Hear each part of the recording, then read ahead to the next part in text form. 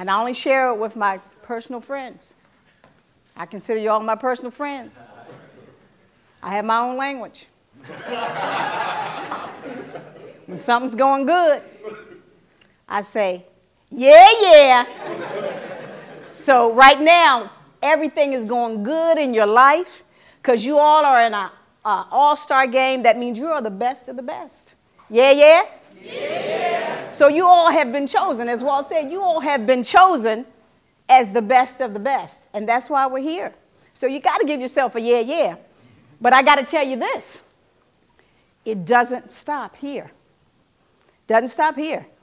So you are the best of the best now, today. But don't ever stop getting better.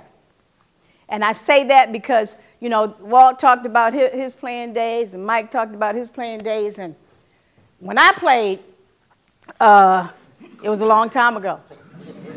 A long time ago. And I still try to get on the court, don't I, y'all? I played yesterday, and I feel it today. But don't ever stop. And let me just digress a little bit. I did play a long time ago, and I'm a product of Title IX. You know, one of the first females to be able to get a scholarship to play basketball at college. And if I hadn't gotten that scholarship, I wouldn't have been able to go to college. Because my family, I grew up in Southeast, and sometimes it comes out in me. For some of y'all that's from South that know about people from Southeast. But sometimes with the referees, you know, sometimes I have to, you know. But no, seriously, in my neighborhood, nobody went to college. My parents had not gone to college. My parents hadn't even graduated from high school. So for me to be able to go to college, it was a big deal, a very, very big deal. And that's something I treasured because when I got there, I saw what opportunities it opened for me.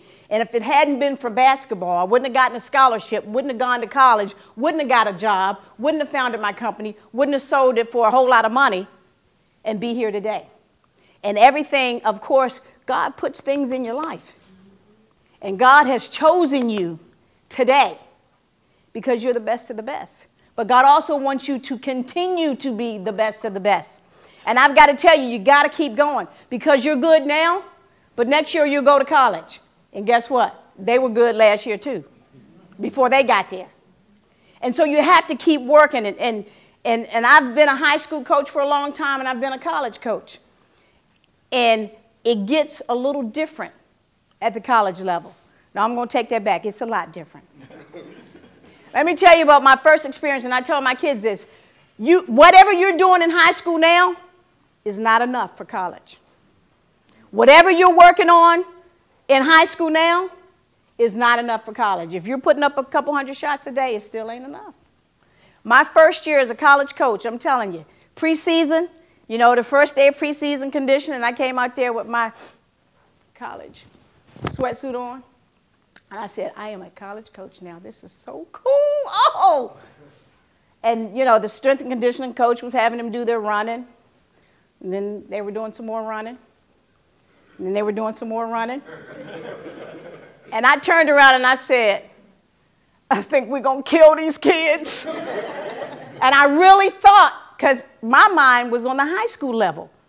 And when I left high school to go to college, I was the National High School Coach of the Year, so I thought I knew everything, just like you think you know everything right now.